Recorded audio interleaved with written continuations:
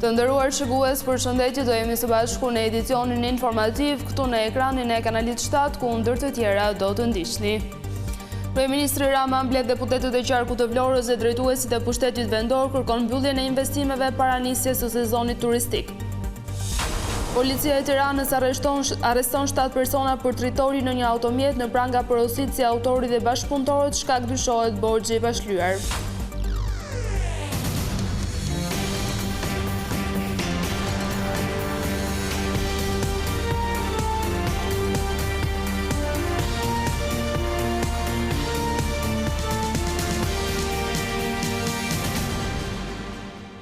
Sezoni turistik ishte në qendër të takimeve që Kryeministri Rama zhvilloi me deputetët e qarkut të Vlorës, si dhe drejtuesit vendor. Rama kërkoi që investimet e ndryshme, sidomos në infrastrukturë, të mbyllen në kohë për të mos krijuar probleme gjatë sezonit të verës. Rama kërkoi që bashkia të bashkëpunojë gjithashtu me Ministritë e Linjës për çdo çështje që lidhet me mbarvajtjen e sezonit. Kryeministri Edi Rama e nisi ditën e hënë me një takim në qytetin e Vlorës. Për 1 orë e 30 minuta, kreu i qeverisë mblodhi deputetët e qarkut si dhe përfaqësues nga Bashkia e Qytetit Bregdetar. Bëhet me dije se fokusi i takimit ishte tek projekte zhvillimore si dhe sezoni turistik. Burime bën të ditur se kryeministri u la porosi të pranishmëve për një koordinim mes pushtetit vendor dhe institucioneve qendrore për përfundimin në kohë të projekteve. Mësuesi Rama shprehur se qyteti i Vlorës i është kushtuar një vëmendje veçantë vitet e fundit përmes investimeve në infrastrukturë, turizëm dhe zhvillim urban. Ai gjithashtu nënvizoi se këtë vit nuk duhen hasur problematika që mund të cënojnë mbarvajtjen e sezonit. Prandaj dhe kërkoi që strukturat të jenë të vëmendshme për përmirësimin e shërbimeve për qytetarët dhe vizitorët. Kryeministri kërkoi nga kryetaria e bashkisë që për çdo investim apo projekt të ri në qytet të kërkojë bashkëpunimin dhe mbështetjen e ministrive përkatëse. Sipas tij, ky koordinim është i domosdoshëm për të përshpejtuar realizimin e projekteve dhe për të garantuar që ata të përfundojnë brenda afateve të parashikuara. Gjatë takimin me dyert të mbyllura UCEK dhe çështja e hapësirave publike, për të cilën Rama ka nënvizuar se përgatitja në kohë e infrastrukturës dhe e shërbimeve është thelbësore për të përballuar fluksin e vizitorëve që pritet gjatë muajit të verës në Vlorë, si dhe në zonat përreth. Sali Berisha ka shpërthyer në akuza ndaj ambasadorit të Bashkimit Evropian në Tiranë, Silvio Gonzato. Sipas tij, diplomati i lartë është dhënë në shërbim të Edi Ramës, duke keq informuar Brukselin në zyrtar. Berisha tha se Gonzato e shpalli dosjen e Akshit, një problem kulturor të shqiptarëve. Kryetari i Partisë Demokratike Sali Berisha nga mbledhja e kryesisë akuzoi ambasadorin e Bashkimit Evropian në Tiranë, Silvio Gonzato, se është pozicionuar në mbrojtje të qeverisë Rama. Ambasadori i Bashkimit Evropian në Tiranë në Bruksel sillet në mënyrë absolute, sikur të jetë ambasadori i Edi Ramës në Bruksel. Kjo nuk është hera e parë që Berisha akuzon diplomatin Gonzato, por këtë herë rikthimi kritikave erdhi pas raportimit të ambasadorit në grupin e punës për procesin negociatave në Bruksel në Koela. Sipas Berishës, ambasadori Gonzato u ka deklaruar vendeve anëtare se dosja hetimore për tenderat e Akshit është një problem kulturor i shqiptarëve. Të shpallish Akshin, problem kulturor të shqiptarëve në Bruksel, siç ka bërë Zoti Gonzato, ky është shërbimi më i keq që u bën shqiptarëve dhe unë i them atij zotërie se pegmarrja nuk është kulturë e shqiptarëve. Sipas Berishës, në tenderat që janë zhvilluar në Agjencinë Kombëtare të Shoqërisë së Informacionit janë përfshirë personat lidhur me kryeministrin Edi Rama. Problemi është se Rama nuk ka një kunat tjetër që të merret në fushën digjitale përveç Armand Frangut. Dhe pikërisht sa është Armani aty, kunati i lindës, aty merren njerëzit pengë dhe janë marrë pengë. Dhe pengmarrja është kryekëput politike. Për të debatit për situatën ku ndodhet vendi, kryesia e Partisë Demokratike nisi procesin e zgjedhjeve brenda kësaj force politike.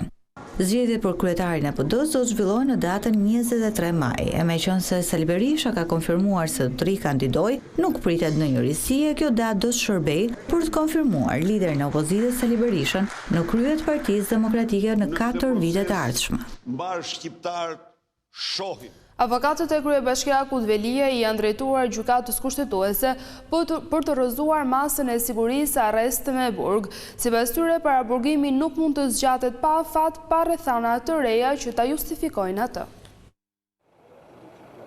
Kryetari i Bashkisë së Tiranës Erion Veliaj godet masën e sigurisë arrest në burg në gjykatën kushtetuese. Ai thot përmes mbrojtësve të tij ligjor se pretendimet e prokurorisë së posaçme në thelb janë kërcënim për funksionimin e institucioneve demokratike. Edhe pa ndërhyrje të drejt për drejt, vetë autoriteti rikthyre krijon presion objektiv mbi varësit, duke cënuar spontanitetin dhe lirinë e dëshmisë. Sipas kësaj logjike, legitimiteti demokratik i një të zgjedhuri nuk trajtohet si shprehje sovranitetit të qytetarëve, por si faktor presioni procedural që duhet neutralizuar përmes paraburgimit. Një qasje e tillë përbën një sum institucional ndaj demokracisë dhe një mandat demokratik të konfirmuar si të tillë nga vetë gjykata kushtetuese. Në kundërshtimet e depozituara në gjykatën kushtetuese, theksohet gjithashtu se paraburgimi pa afat i Erion Veliajt ka tejkaluar çdo standard proporcionaliteti dhe çdo standard vendosur nga Komisioni i Venecias për të zgjedhurit vendor. Paraburgimi nuk mund të zgjatet në mënyrë të pakufizuar mbi të njëjtat arsye fillestare dhe pa rrethana të reja konkrete që të justifikojë atë. Aq më tepër kur kjo masë porondon mbi mirëqeverisin e kryeqytetit dhe bëhet fjalë për një të zgjedhur vendor që vetë ligji nuk lejon të pezullohen nga detyra. Prej më sej një viti, Erion Veliaj është izoluar në paraburgimin e Durrësit. Tashmë ai po përballet me gjykatën antikorrupsion, ndërsa 2 prokurorët Altin Dumani dhe Olzdado e akuzojnë se ka kryer disa vepra penale, ku më të rëndat janë korrupsion në bashkëpunim në 9 raste me gruan e tij Ajola Xoxa dhe pastrim parash. Sipas organit të akuzës, ai ka shfrytzuar postin e qytetarit të parë të kryeqytetit për të krijuar kushte bashkëshortes së tij përmes një skeme korruptive të ndërlikuar.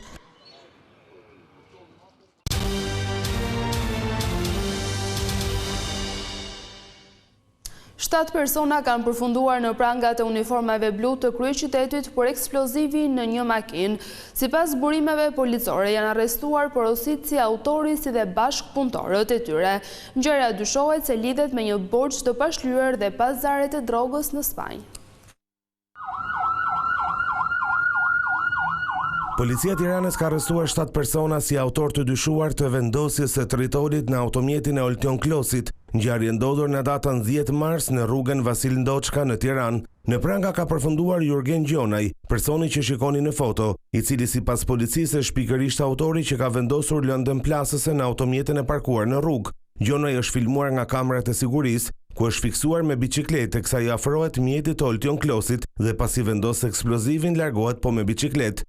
Ndërkohë i përfshirë në këtë ngjarje është dhe Saba Nuzi, madje hetuesit kanë dyshimet e forta se Nuzi është porositë si vendosjes së tritolit. Ai ndodhet në burgun e Fushkrujes, si arrestuar më herët për llogaritës pak, pasi akuzohet si përfshirë nga një grup kriminal nga prokuroria e posaçme. Hetuesit kanë arritur që të vendosin në pranga Kristian Hamerama, Renato Balla dhe Eklips Leti, të cilët dyshohen se kanë siguruar tritolin si dhe fotot për vendodhjen e automjetit të parkuar. Këta 3 persona gjithashtu dyshohet se i kanë zënë Jurgen Gjonajt dhe biçikletën të cilin ai përdori në krim, ndërkohë që kanë siguruar gjithashtu dhe banesën ku fshihej autori i vendosjes së lëndës shpërthyese. Ndërsa Glintian Kojtari, Dorian Hamolli dhe Geris Molla janë arrestuar pasi dyshohet se kanë transportuar Jurgen Gjonajin me automjet ditën e ngjarjes.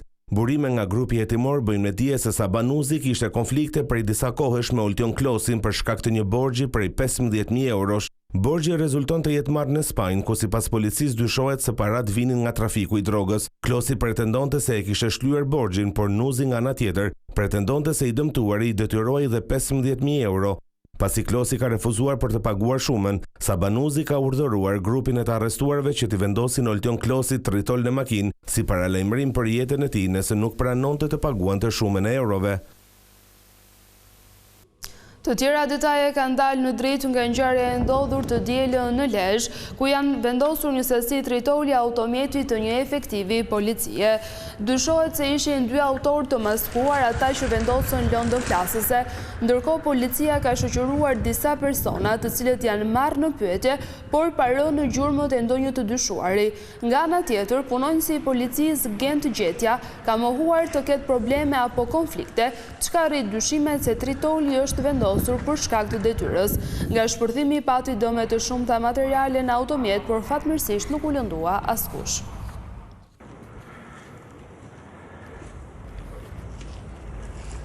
Një 40 vjeçar u arrestua nga policia në Maliq pasi terrorizoi banorët dhe rrezikoi jetën e tyre duke qelluar me armë zjarri. Një shtetas grek që ndodhej bashkë me 40 vjeçarin Kristo Agolli gjithashtu përfundoi në pranga. Në vetngjarje u sekuestruan arma e zjarrit tip Kalashnikov dhe municion luftarak. Gjatë kontrollit në banesën e 40 vjeçarit, efektivët gjetën fara kanabisi dhe një aparat metal kërkues. Nga veprimet hetimore dyshohet se shtetasi grek kishte ardhur në banesën e 40 vjeçarit për të kërkuar flori me anë të aparatit metal kërkues, i cili dyshohet se ishte sjell prej tij nga Greqia.